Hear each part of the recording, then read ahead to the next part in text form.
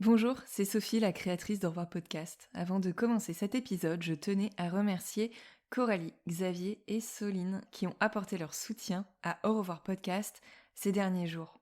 Au revoir podcast, depuis septembre 2020, c'est du contenu gratuit et en libre accès sur le deuil périnatal à travers les épisodes du podcast. Il y en a plus d'une soixantaine, peut-être même 70, et à travers du contenu et des posts sur Instagram. Si vous aussi vous souhaitez soutenir mon travail et permettre à l'aventure d'Au revoir podcast de se poursuivre, rendez-vous sur la plateforme de financement participatif Tipeee, tipeee.com/Au revoir podcast. Je vous mets le lien direct dans la description de l'épisode. Et puis, pour donner au deuil périnatal plus de visibilité, vous pouvez partager les épisodes autour de vous, sur vos réseaux sociaux, ou mettre des petites étoiles et des commentaires sur Apple Podcast et Spotify. Je vous remercie pour votre soutien, et maintenant, je vous laisse écouter l'épisode. Au revoir est un podcast consacré au deuil périnatal. Le deuil périnatal, c'est le fait de perdre son bébé durant la grossesse, au moment de l'accouchement ou quelque temps après sa naissance.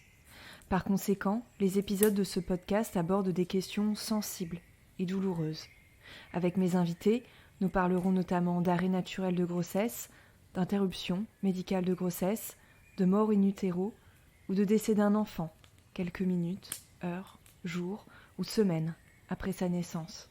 Assurez-vous de pouvoir écouter les épisodes dans de bonnes conditions.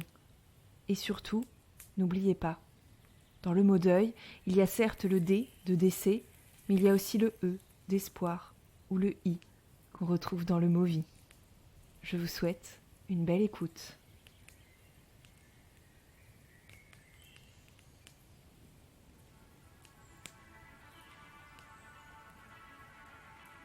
La semaine dernière, vous avez pu découvrir la première partie du témoignage de Claire. Claire a aujourd'hui 29 ans et elle était adolescente quand elle a été enceinte pour la première fois. Une grossesse qu'elle a décidé, contre toute attente, de poursuivre. Mais à 25 semaines d'aménorrhée, sa vie bascule. Elle accouche prématurément de son petit Valentin, qui vivra 1h30 environ. Dans ce premier épisode, Claire est revenue sur ce deuil d'autant plus difficile qu'il n'a pas été accompagné par les soignants qui l'ont prise en charge. Des soignants qui ont minimisé cette épreuve. Je pense que là, quelque chose s'est vraiment éteint en moi, en fait. J'ai pas compris ce qui était en train de se passer. Valentin est né. En fait, tout se mélangeait entre la brutalité des mots. On m'a dit... puis ce pourquoi, en fait. Pourquoi ça se passe comme ça? Pourquoi ça m'arrive? Et on m'a répondu, ça arrive une fois sur 1000 et c'est tombé sur vous. Donc j'étais... partagée entre ce choc-là et mon petit bébé que j'avais dans les bras. Donc, alors je sais pas si c'est à cause de mon âge, parce que sur la suite de mon séjour, il y a clairement des choses qui étaient liées à mon âge. On a clairement voulu cacher le plus vite possible ce qui s'était arrivé. Mais sur le moment, en fait, je comprends pas qu'on puisse être aussi froid. Et balancer des mots si forts.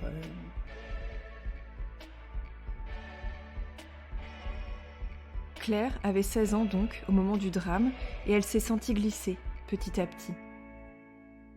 Grâce au soutien de ses parents, grâce également à des professionnels de santé qui l'ont accompagnée lors de ses hospitalisations dans un établissement psychiatrique, elle a pu commencer à remonter la pente, à reprendre le lycée, à faire de nouvelles rencontres, à vivre avec cette double casquette d'adolescente et de maman endeuillée. C'était mon fils, c'était tout pour moi, mais là où déjà quand on vit un deuil périnatal, déjà c'est pas forcément évident à assumer. Forcément, moi à 17 ans, devant des personnes que je connais pas, c'est un peu compliqué de dire moi j'ai un enfant, il est décédé. Enfin, bien sûr, je le disais parfois, mais je me sentais tellement en décalage en fait. Je me suis toujours plus ou moins sentie un peu en décalage, pas forcément préoccupée par des choses de mon âge. J'étais pas en phase en fait avec ce qu'on imaginait d'une adolescente de 16 ou 17 ans. C'était pas évident. Je me reniais en fait un petit peu. mais j'avais pas le choix pour m'intégrer un minimum et à la fois, quand je sentais qu'il y avait la place, pour le dire, je le disais parce qu'en fait, ça faisait partie de moi et de mon histoire. Et puis, quelques mois avant le bac, c'est la rencontre avec Alexandre. Alexandre, son compagnon depuis plus de 10 ans, et papa de sa petite Iris, aujourd'hui âgée de 5 ans. Alexandre, à qui elle n'a rien voulu cacher de son histoire. Et en fait, je me suis dit: «Bah, faut que je dise tout» puisqu'en fait, moi aujourd'hui, c'est un peu tout le package. C'est on me prend avec ça ou on me prend pas quoi donc et en fait, bah, ça l'a pas fait fuir. Donc il a accueilli tout ça et je pense qu'il était peut-être même un peu impressionné en fait de se rendre compte de tout ce qui pouvait bien se cacher, derrière, ce que je laissais apparaître en fait. Alors reprenons l'histoire là où nous l'avions arrêtée et retrouvons aujourd'hui Claire pour la suite de son témoignage.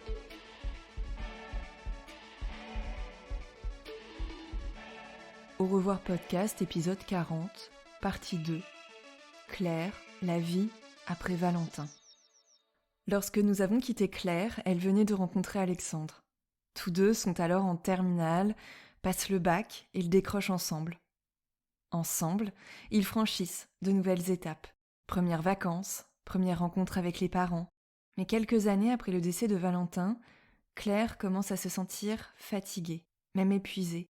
Elle somnole beaucoup, prend du poids, alors qu'elle a progressivement remonté la pente et qu'elle se sent mieux dans cette vie qu'elle a reconstruite et qu'elle partage avec Alexandre, elle ne comprend pas ce qui lui arrive. J'ai commencé à avoir des symptômes étranges, une très, très grande fatigue. En fait, mon corps s'est comme, arrêté.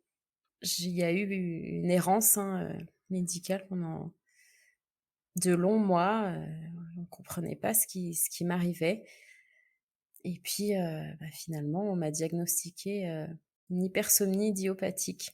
Alors, c'est une maladie, cousine, hein, pour faire simple, de la narcolepsie. Du coup, c'est une hypersomnie, c'est-à-dire qu'on a juste envie de dormir, tout le temps. On est comme en état de somnolence, donc c'est très, très compliqué et je pouvais dormir, 10-12 heures par nuit, je n'arrivais plus à me réveiller déjà le matin et mon métabolisme, s'était comme, arrêté en fait, donc il y a des hypersomnies, pour faire simple, de type secondaire, donc qu'on peut facilement imaginer, en répercussion à une dépression ou autre. Et sauf que là, dans mon cas, on n'a jamais réussi, sur le moment à faire le lien avec ce qui m'était arrivé pour Valentin. On comprenait pas ce décalage, de 2 ans là, heu et pourtant j'allais bien, j'étais dans une période où ça allait mieux, donc c'était très, très déstabilisant. Donc c'est pour ça qu'on c'était une hypersomnie idiopathique, hein, dont on ne connaît pas la cause, littéralement. Et ça a été très compliqué. Ça ne faisait que d'empirer. C'est une maladie pour lesquelles on n'a pas de traitement. Ce qu'on prend, ce sont des médicaments, stimulants, pour essayer de maintenir un état d'éveil, correct. Mon état s'est détérioré, assez rapidement et là, ouais, finalement, heureusement encore une fois que j'avais, Alexandre, puisqu'il m'a quand même, portée, hein, pendant toutes ces années. Il y a pas d'autre mot, même au niveau de mes études, tout ça, je commençais à avoir du mal à me concentrer, je sentais c'est très frustrant, je sentais qu'intellectuellement, tout me demandait plus d'efforts, là encore, on m'a dit: «Voilà, c'est dans ta tête, faut se bouger», et moi j'étais un peu, prise, au piège en fait, dans ces symptômes, que je ne comprenais pas et je suis restée, dans cette situation, 5 ans. Donc j'ai poursuivi mes études, avec Alexandre, on a continué notre, chemin, mais on arrivait un petit peu, aussi dans une impasse, hein, Au bout d'un moment, forcément, ça avait des retentissements, sur ma vie personnelle, sur, ce que je pouvais imaginer aussi de ma future vie professionnelle. Enfin, petit à petit, vous imaginez les portes, tout se referme, hein, quand on est dans cet état. Claire est affaiblie donc. Pendant plusieurs années, 5 en tout, elle vit avec cette hypersomnie, cette maladie neurologique encore peu connue. Pas de cause clairement identifiable, pas d'explication, mais elle est soutenue par Alexandre, soutenue par ses parents, alors la vie, elle continue. Et en parlant de vie, d'ailleurs, Claire découvre qu'elle est enceinte. Une grossesse qui n'était pas prévue, compte tenu des circonstances, mais qu'elle souhaite accueillir, malgré tout. Les médicaments que je prenais, pour mon hypersomnie, hem, amoindrissaient l'effet des hormones, avec la pilule. Donc en fait, on faisait des trucs un peu expérimentaux, c'est-à-dire que je prenais ma pilule en double parce à l'époque, je ne voulais pas de stérilet. Après ce que j'avais vécu avec l'implant, j'avais du mal à accepter qu'on puisse me mettre un stérilet et en fait, je voulais garder la pilule et du coup, je prenais ma pilule, en double. Mais normalement, ça devait fonctionner. Quand je suis tombée enceinte d'Iris, heu, on a eu peur, clairement. Moi, j'étais encore en études, hein, j'entamais un master. On était séparés un peu géographiquement, hein, parce que lui venait d'entamer sa vie professionnelle, sur un autre département. C'était très loin d'être la situation idéale. C'était pas prévu, hem et en plus avec ma maladie, ben, clairement, on a eu peur. Enfin, comment, en étant à ce point fatiguée et en ayant déjà du mal à me gérer moi-même, je vais pouvoir gérer l'arrivée d'un nouveau-né? Donc et à la fois, je me souviens avec, mon médecin, qui me suivait depuis toute petite, on a échangé et elle m'a dit: «De toute façon, le choix, il est très simple, c'est est-ce que avorter, c'est une option ou pas? En fait, les solutions, on les trouvera, mais avorter, c'est juste pas possible» et ça, en fait, ça s'est imposé à moi et j'ai aussi, du coup, beaucoup pu culpabiliser parce que je me suis dit: «Je piège un petit peu, forcément mon conjoint parce que lui, il n'avait pas prévu d'avoir un enfant, à ce moment-là et c'est un peu «simple» entre guillemets de dire: «Bah, moi avec mon vécu, je peux pas, j'y arriverai pas. Je m'en remettrai pas si je prends cette décision». Lui, il a eu peur, hein, littéralement, on se sentait pas non plus dans la meilleure configuration, pour accueillir un bébé tout de suite. Enfin, bien sûr, c'était un sujet pour, dans quelques années, mais pas maintenant, enfin et je m'en voulais un petit peu moi de sentir que pour moi c'était pas une option et à la fois, enfin concrètement, comment je lui laisse le choix, c'est délicat et lui forcément il a eu beaucoup d'inquiétudes aussi et en fait bon bah, après, voilà, on y est allé et puis après on était très heureux de l'annoncer et très vite, les craintes aussi de notamment de ma famille, moi de mon côté se sont estompées. On savait qu'on trouverait des solutions et qu'on s'en sortirait. Puis on est rentré après du coup dans une autre partie, la grossesse d'après. Et c'est la fameuse grossesse d'après.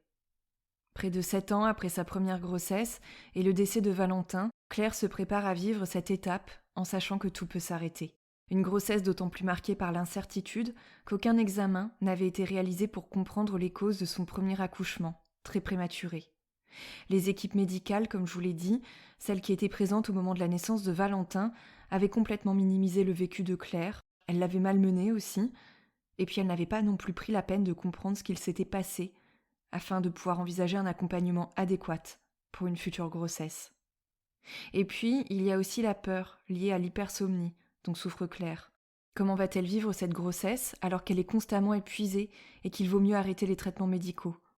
Mais contre toute attente, les symptômes commencent à disparaître. Déjà au premier trimestre de la grossesse, je me suis dit: «Ça va». Je pensais être plus fatiguée que ça parce que déjà, avec le premier trimestre de la grossesse, ça peut être compliqué. Mais là, additionné à ma maladie, parce qu'aussi j'avais arrêté mes traitements, hein, j'avais tout arrêté, au début de ma grossesse et je me sentais, bon, pas forcément beaucoup plus fatiguée qu'avant et puis à partir du deuxième trimestre, j'ai commencé à faire des insomnies Et là, je me suis dit: «C'est quand même plutôt cocasse», mais il y avait forcément cette prudence puisque j'étais, sous hormones, forcément, à un taux, très important et il fallait attendre que la grossesse soit terminée et voire même qu'un trimestre de plus passe pour pouvoir espérer se dire que la maladie était partie. De toute façon, ce qui a à gérer, c'est la grossesse et puis j'ai eu une grossesse quand même particulièrement compliquée donc bon déjà j'ai été très, très bien entourée. Mon médecin traitant de l'époque, m'a dit: «De toute façon, je te trouve, une gynéco, ce sera elle» et cette femme, voilà, merveilleuse m'a vraiment, vraiment bien accompagnée et elle m'a dit: «Non, enfin déjà, comment ça se fait qu'on n'ait jamais enquêté sur ce qui vous est arrivé?» heu c'est pas parce qu'on a 16 ans qu'on a forcément un enfant prématuré, hein, déjà de base, donc comment ça se fait qu'on n'a pas cherché les causes? Et on s'est retrouvés du coup bien embêtés, de savoir, est-ce qu'il y a un risque que ça recommence ou pas? Et on n'a jamais cherché. On a dit: «Bon, c'est un cas isolé» et voilà. On était vraiment dans l'appréhension. J'avais des contrôles très, très réguliers. Arrivé à 3 mois, on a dit: «Bon, tout a l'air de bien se passer. 4 mois, ça va». Et là, après, mon col a commencé à s'ouvrir, encore une fois. Et là, bon, bah, heureusement que j'avais ce suivi vraiment rapproché où ma gynécologue, a dit: «Non, mais il y a un problème. Là, il y a un problème», et elle a posé ce mot, en fait, il y a une incompétence, cervicale. Et et il y a eu bah, forcément, hein, toute la peur et le suivi que ça a entraîné derrière, mais et puis il était trop tard, hein, pour faire un cerclage. Donc c'est ça aussi qui était compliqué, c'est qu'elle voulait pas prendre ce risque avant, sachant que j'avais peut-être rien et après, il est trop tard. L'incompétence cervicale correspond à ce que nous appelons aujourd'hui l'insuffisance cervicale. En fait, le col de l'utérus, c'est la partie la plus basse de l'utérus et son ouverture reste normalement fermée pendant la grossesse. Lorsque le bébé est prêt à naître, ce col s'ouvre pour lui permettre de sortir. L'insuffisance cervicale, elle désigne un col de l'utérus qui s'ouvre plus tôt pendant la grossesse, ce qui présente un risque de prématurité très important. Et c'est justement ce qui s'est passé pour Claire au moment de la grossesse de Valentin. Jamais ces mots n'avaient été posés juste après son accouchement. Petit à petit, Claire, enceinte de son deuxième enfant, de sa petite Iris, commence à mieux comprendre ce qu'elle a traversé à l'occasion de cette première grossesse. Il avait donc fallu attendre tout ce temps pour obtenir les premières réponses à des questions qu'elle avait formulées il y a de ça plusieurs années. Donc j'ai eu très, très peur, hein, forcément, mais ce mot, en fait, entendre ce mot, ce diagnostic, enfin waouh, quoi. 7 ans après, j'avais ma réponse, en fait. Déjà rien que ça, c'est venu apaiser quelque chose en moi, c'était pas ma faute, quoi. On reconnaissait effectivement et puis on posait même un mot, enfin un diagnostic. J'avais eu un problème qui en plus, bon, bah, n'a pas été pris en charge, hein. Personne ne s'est intéressé à mon problème et ça, c'est dommage. Pour cette grossesse-ci, ça mettait quand même en danger ma grossesse, suivante, mais j'avais une réponse, quoi et déjà ça, c'était un bon début aussi pour, un petit peu, bah, la relecture, de mon histoire, hein, ça ça m'a apporté un soulagement, immense sur le moment. Bon et après, on est passé dans une autre phase, hein, forcément, puisque j'ai été hospitalisée, immédiatement et je devais être à 23 ou 24 semaines d'aménorrhée donc voilà. Après, la suite a été compliquée. Forcément, déjà, il y avait ce premier cap des 25 semaines, où on et là, pareil, la clinique où j'ai été suivie, a été formidable. On a très vite parlé d'hospitalisation à domicile, mais là, ils m'ont dit: «Non, les 2 prochaines semaines, on vous garde avec nous. Il faut qu'on passe ce cap, quoi». Donc j'avais aussi énormément de contractions, j'angoissais énormément et je me sentais plus en sécurité, heu, d'être, voilà, dans les murs de la clinique. Mais voilà et on y est allé après, comme ça, semaine par semaine. Et j'avais très peur que ça nous arrive à nouveau et enfin, que ça m'arrive à nouveau et surtout que ça arrive aussi, à Alexandre donc Donc là, voilà, on y allait étape par étape. J'ai alterné, hospitalisation à la clinique, hospitalisation chez moi, réhospitalisation à la clinique. Ça a été très, très compliqué. Il y a eu beaucoup d'étapes et de frayeurs.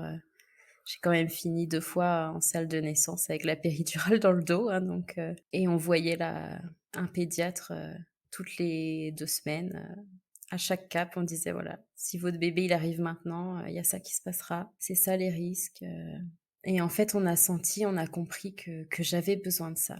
Hem, alors oui, ça faisait peur, hein, clairement, il y a des stades, l'extrême prématurité, ça fait très, très peur.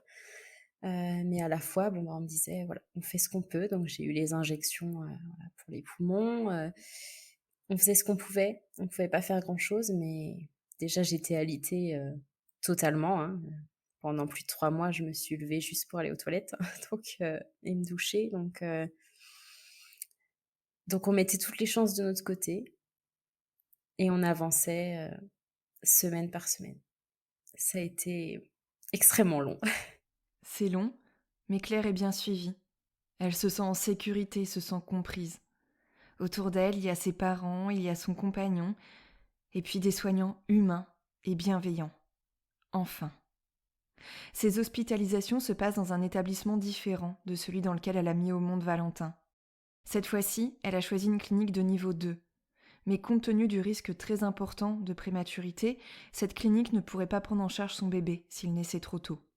Niveau 2, cela signifie qu'il y a sur place un service de néonatologie et plus précisément de soins intensifs néonatales. Mais compte tenu du risque d'accouchement très prématuré, elle est finalement redirigée vers un établissement de niveau 3, avec une réanimation néonatale cette fois-ci. Mais cet établissement de niveau 3, c'est justement le CHU où elle a accouché de Valentin. Ce CHU où elle a été malmenée. Un lieu qui réveille des images très douloureuses pour Claire. Un lieu où elle ne voulait jamais remettre les pieds. Ça a été très dur et en fait, la clinique si j'avais choisi cette clinique, de niveau 2, c'était justement, pour éviter à tout prix, une prise en charge, voilà, hein, avec les souvenirs, que j'avais de l'époque. Moi, rien que les murs de cet hôpital, en fait, me rendaient, complètement, malade. Après, j'ai pas eu le choix, mais ça a donné, des choses très cocasses, hein. Moi, les équipes de la clinique, sont venues m'accompagner jusqu'à l'ambulance, en me disant, «Allez, on s'accroche, si vous accouchez là-bas, on vous récupère après, on vous rapatrie, dès qu'on peut, vous et le bébé», parce qu'ils savaient, voilà, ils savaient que je voulais absolument pas, hem, que c'était très dur pour moi de retourner là-bas, mais il y avait pas le choix, en fait, comme on pensait que ma fille allait arriver, de toute façon, les seuls qui pouvaient la prendre en charge, je sais plus à combien de semaines j'étais, mais à 30 ou semaines, il me semble. Bah, de toute façon, il y avait que là-bas que ça pouvait se passer, donc et arrivée là-bas, dans cet hôpital, j'ai osé dire aussi déjà ils connaissaient mon dossier, j'avais aussi, des sages-femmes donc qui me suivaient pour l'hospitalisation à domicile, qui étaient en lien avec toutes les différents hôpitaux et les cliniques, donc elles-mêmes, elles étaient là-bas, elles les ont prévenues, ils avaient mon dossier, donc ils ont fait quand même un petit peu plus attention. Il y a eu des choses, bon, qui ont effectivement été moins bien prises en charge qu'à la clinique où j'étais. Mais j'ai aussi beaucoup devancé les choses, hein. Moi, je leur ai dit plusieurs fois: «J'en suis malade d'être ici», enfin, après ce que j'ai vécu, en fait, j'ai devancé pour aussi qu'on peut-être qu'on comprenne mieux aussi, mes réactions et cette angoisse, hein, parce qu'il y a eu des moments où j'étais littéralement, paniquée, par ce qui était en train de m'arriver. Là encore, je me suis un peu protégée en éduquant, en fait, mes interlocuteurs, en les sensibilisant à mon histoire et clairement, j'étais pas capable de revivre, voilà, des propos difficiles, déplacés, enfin, c'était déjà suffisamment lourd ce que j'étais en train de vivre, donc j'avais pas, ouais, d'énergie à dépenser à ça. Puis j'avais autour de moi aussi, bon, bah, mon conjoint forcément, bah, lui était un petit peu inquiet aussi de et puis les soignants entre eux ont communiqué. Je sais très bien que la clinique, aussi les a prévenus, voilà, il y a tout un tas de petites personnes derrière qui ont œuvré aussi pour, me préserver un petit peu. Après j'ai été, rapatriée du coup, à partir de 33 semaines, à la clinique, où je voulais accoucher. On a atteint donc les 34 semaines, je me souviens, les sages-femmes sont venues déposer des des post-it, dans ma chambre, avec des sourires et tout, parce que je connaissais de toute façon, à peu près toute l'équipe. Et ce cap-là des 34 semaines, il était, voilà, il était très important pour nous. Et puis en fait, bah, après j'ai encore tenu jusqu'à 37, 36 semaines et 7 et 6 jours. J'ai même été renvoyée chez moi entre-temps, j'ai passé une semaine où j'ai eu le droit de marcher. Donc c'est voilà, j'ai vécu un accouchement, qui m'a réparée. J'étais face à, voilà, tout un tas de soignants, là encore, qui connaissaient, tous par cœur mon histoire et qui voulaient vraiment m'aider. Et même si j'ai eu un accouchement assez difficile, hein, puisque ma fille, était en siège. Voilà, là aussi, ma gynécologue, en fait, avait compris, l'importance pour moi aussi d'accoucher, par voie basse. Tant que c'était possible, toute l'équipe, bah, voilà, se réunissait, hein, toutes les semaines, hein, pour faire le point sur la situation. Et on avait même prévu, en fait, de me déclencher, hein, quelques jours après, pour que je puisse accoucher, en siège et pas attendre trop longtemps, que la tête notamment grossisse. Et puis j'avais un col qui était complètement ouvert depuis pratiquement, 1 ou 2 mois, donc donc de toute façon, c'était «trop bête» entre guillemets de pas tenter, cet accouchement par voie basse. Et voilà, donc ça a été, bon, bah, très rapide forcément et très, voilà, très, très beau. C'est Ça n'a rien à voir forcément, heu, avec ce que j'ai pu vivre, auparavant. Et je les remercie, hein, d'ailleurs, d'avoir, tout fait aussi pour que ça se passe comme ça, parce qu'ils savaient que j'avais besoin, en fait, de vivre un accouchement qui se passe bien. Iris vient donc au monde. Mais les soignants l'emmènent aussitôt pour aspirer les sécrétions qui étaient présentes dans ses voies respiratoires et l'aider à mieux respirer. Et en fait, bah, sur le coup, du coup, moi, j'ai paniqué. Enfin, je me suis dit: «C'est pas possible, il l'emmène, quoi». Donc il y a eu quelques secondes de j'ai cru revivre un drame. Et en fait, après, tout de suite après, les sages-femmes et la gynéco m'ont dit: «Vous l'entendez? Elle pleure». Et moi, je leur ai dit: Mais non, mais rien ne me dit que c'est elle, hein». C'est voilà, j'étais vraiment enfin, très inquiète et dans le déni, quoi. Et elle me dit: «Mais si, mais vous êtes la seule là à avoir accouché, à cette heure-ci», donc forcément, là, c'était le bonheur absolu, quoi, quand j'ai compris que les pleurs que j'entendais, bah, c'était les siens. Donc là, voilà, je saurais dire, en fait, ce qui s'est passé. Après, j'étais vraiment dans un autre monde, une bulle forcément de bonheur, immense, quoi. C'est dans cette bulle de bonheur qu'un nouveau chapitre de la vie de Claire commence. Iris est son second bébé, le premier enfant qu'elle a avec Alexandre. Et puis ce nouveau chapitre s'écrit alors que les symptômes de sa maladie ont disparu. Oui, oui, ils ont disparu. Alors que Claire avait auparavant tout essayé pour comprendre cette pathologie qui lui était tombée dessus subitement, une pathologie sans lien apparent avec le décès de Valentin, eh bien, force est de constater que depuis le début de cette seconde grossesse, elle va mieux. Et si c'était justement cette nouvelle grossesse qui l'avait aidée à guérir d'une maladie qui, normalement, ne se guérit pas? Quelques mois après son accouchement, elle refait le point avec ses médecins. 3 mois se sont passés, plutôt rapidement. J'ai revu ma gynécologue, hein, entre-temps aussi, qui elle m'a dit: «Mais bien sûr que ce qui vous est arrivé», elle en était persuadée. Elle me dit: «Je suis persuadée que ça vous a guéri, pour moi ça reviendra pas». Mais bon, j'osais pas y croire, quoi. Et puis j'ai fini par revoir voilà, le médecin spécialiste, en centre du sommeil, peut-être 4 mois après. Il était un peu sans voix, hein. Il m'a dit: «Bah, voilà, je j'ai c'est une rémission». Il dit genre il était un peu bouche bée, quoi. Il avait pas d'explication à me donner, comme il en a jamais eu à me donner au départ. Heu, on pense que les hormones aussi ont joué un grand rôle, là-dedans.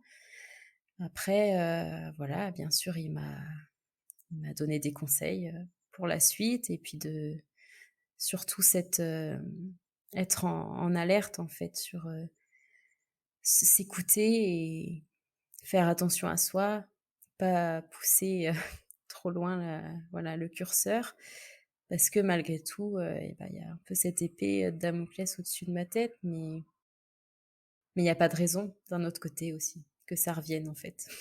on n'y comprend rien, mais c'est un peu, voilà, c'est un peu mon petit miracle, à moi, quoi. C'est la naissance de ma fille, ça, voilà, c'est venu réparer, forcément beaucoup de choses, sur mon histoire.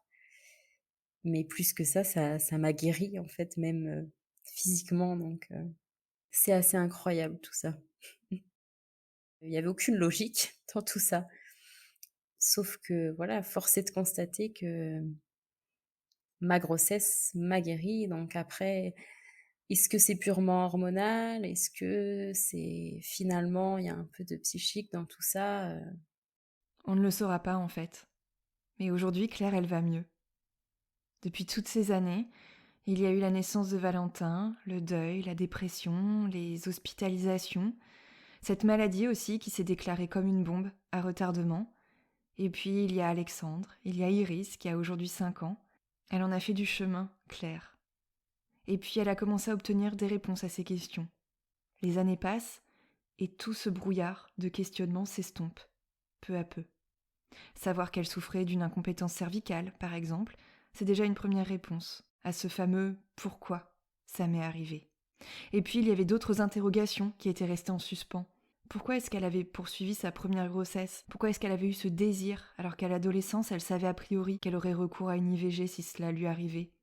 J'ai toujours eu du mal à comprendre, en fait, ce qui m'avait aussi poussée à ce choix, de garder, mon bébé d'une façon si enfin, ça m'a dépassée, en fait, il s'est imposé à moi ce choix et dans tout le travail que j'ai pu faire ces dernières années, ben, j'ai quand même mené un travail sur moi, très, très, très poussé, et dernièrement, j'ai aussi travaillé, notamment sur mes valeurs et les choses qui sont importantes pour moi et j'ai compris que aussi la famille, notamment, ça pouvait être quelque chose d'important pour moi, la famille, la maternité et en fait, ça m'a offert déjà une relecture sur ce choix que j'ai pu faire à l'époque, que j'ai pas compris.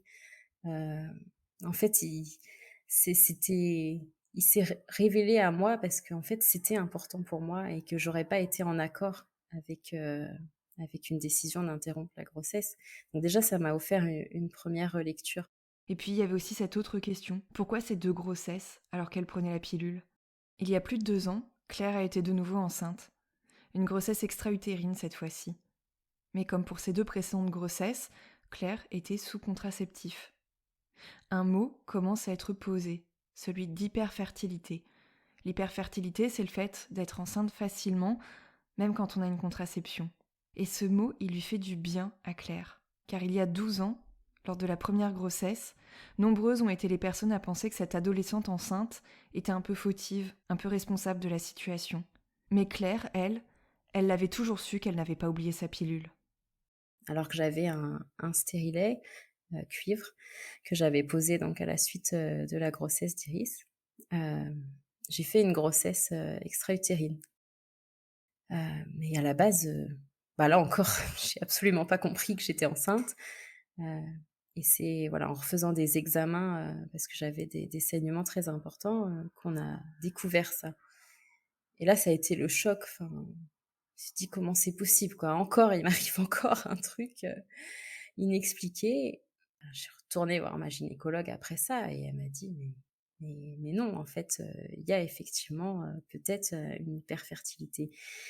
Et en fait, c'était une sage-femme qui m'avait parlé de ça, après ma grossesse extra-utérine en me disant: «Mais bon, de toute façon, c'est pas un diagnostic officiel, c'est toujours que des suppositions, c'est très, très compliqué de mettre ce mot». Parce qu'aussi la fertilité, c'est la fertilité du couple, c'est enfin, il y a tellement de facteurs. On peut pas, forcément poser ce diagnostic à proprement dit. Voilà, j'ai remis ce mot-là, en rendez-vous avec ma gynécologue et après des échographies aussi ou autres, elle m'a dit qu'effectivement, on comprend pas tout, à ces choses-là, mais dans mon cas, au bout d'un moment, c'est quand même un mot qu'on peut poser. Alors officiel, non officiel, on sait pas trop. Dans des cas comme ça, c'est quand même pas normal de tomber enceinte plusieurs fois sous pilule, plus sous stérilet. C'est pas une pilule qu'on a oubliée, donc là, on met les soignants aussi face à une réalité. Heu, Là, j'ai pas pu le faire exprès. En fait, c'est un peu paradoxal parce qu'au fond de moi, j'ai toujours su, enfin, que j'en avais pas fait exprès.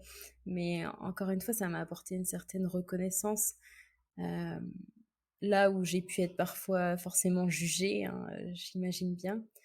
On vient poser un mot et une explication, scientifique, donc ça a toujours un côté, rassurant. C'est plus facile aussi de jeter la responsabilité sur l'autre et en fait, bah, bien sûr, il y a dans mon parcours, il y a eu des choix, mais il y a aussi des choses qui se sont imposées à moi. Donc je suis pas responsable de tout. Après, après voilà, mon parcours, il est atypique mais je suis pas juste, une adolescente, voilà, inconsciente qui a fait n'importe quoi, en fait. Ça vient renforcer, en fait, ce ce sentiment. Après, voilà, c'est toujours quelque chose aussi qui est compliqué à dire. Enfin, je suis hyper fertile, Après il y a aussi cette culpabilité. Moi, c'est la première chose que j'ai dit à ma gynécologue. J'ai dit: «Oui, enfin bon, vaut mieux ça que de pas pouvoir avoir d'enfant, finalement» et elle m'a répondu: «Ouh là là». Puis après, c'est pas simple non plus de pas pouvoir se fier à sa contraception. Donc après, chacun son lot aussi de problèmes, on va dire et il faut voilà, il faut composer avec tout ça. Mais en tout cas, ça m'a réellement, apporté aussi, ça aussi, de l'apaisement sur, sur ce que j'avais pu vivre. Le décès de Valentin a eu lieu le 1er mai 2011. Aujourd'hui, nous sommes plus de 12 ans après. Alors j'ai eu envie de poser une question à Claire pour terminer notre entretien. Claire, quel regard portes-tu sur tout ce chemin que tu as parcouru? Je suis vraiment, très différente de la jeune femme que je pouvais être. Je suis consciente que j'ai pas un parcours, typique, hein, pour quelqu'un de mon âge, mais c'est ce que je suis et franchement, cette expérience, du deuil périnatal, ça m'a appris tellement de choses et ça m'a permis de travailler sur moi, je suis pas sûre que certaines personnes qui ont 10 ou 20 ans ou 30 ans de plus que moi, aient fait forcément tout ce travail sur soi-même. Donc je me connais bien aujourd'hui. Je sais ce que je veux, je sais, la valeur des choses et des relations, les gens qui m'entourent et ça, c'est vraiment un cadeau. C'est bien sûr la vie, elle est injuste, elle est cruelle et ça, c'est aussi quelque chose dont j'ai conscience et forcément, il y a des moments où je suis dans cette ambivalence, hein, je jongle avec ce paradoxe, de savoir que la vie est terrible et à la fois, qu'elle a son lot de miracles, comme j'ai pu le vivre et de belles choses. Donc, c'est un paradoxe permanent, mais un équilibre qui je pense est trouvé, aujourd'hui.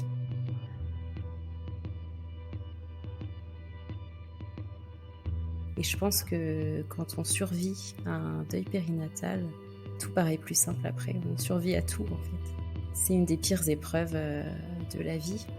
Il n'y a pas grand-chose de pire que de perdre un enfant, finalement. Pour moi, c'est ça. Ça englobe vraiment cette notion, alors oui, de perdre un bébé, mais le deuil aussi, ben, voilà, c'est une épreuve, c'est un processus et c'est quelque chose qui ne se termine jamais. C'est apprendre à vivre avec, voilà, cette ambivalence, hein, dont on parlait. Ça prend une forme différente au fil du temps, mais ça ne disparaît jamais. C'est un processus, de toute une vie, en fait. Moi, je sais qu'à chaque fois, le mois d'avril, on se dirige tout doucement vers, le 1er mai et voilà, il y a des émotions, qui reviennent, même 11 ans après et puis voilà, ça s'estompe un petit peu, ça c'est pas linéaire, ça c'est sûr. C'est difficile à percevoir forcément au moment où ça nous arrive, mais c'est le début d'autre chose. Et ça marque vraiment un tournant parce qu'on ne sera plus jamais en fait la personne qu'on était avant. Moi, très clairement, j'ai une partie de moi qui s'est éteinte à ce moment-là. Mais ça veut pas dire que l'autre partie n'est pas aussi plus lumineuse que ce qu'elle était avant.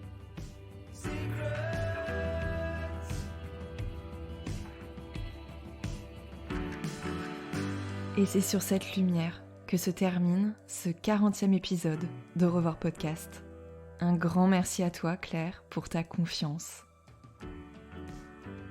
Je suis Sophie de Chivray et j'ai eu le plaisir d'écrire et de réaliser cet épisode. Alors si vous voulez soutenir mon travail et donner à Au revoir podcast plus de visibilité, n'hésitez pas à mettre un petit commentaire et à laisser des étoiles sur Apple Podcast et Spotify. Je vous retrouve très vite pour un nouvel épisode et en attendant, vous pouvez nous retrouver sur les réseaux sociaux et plus particulièrement sur le compte Instagram aurevoir.podcast pour découvrir du contenu supplémentaire pour lever le voile sur le deuil périnatal. Je vous dis à très bientôt.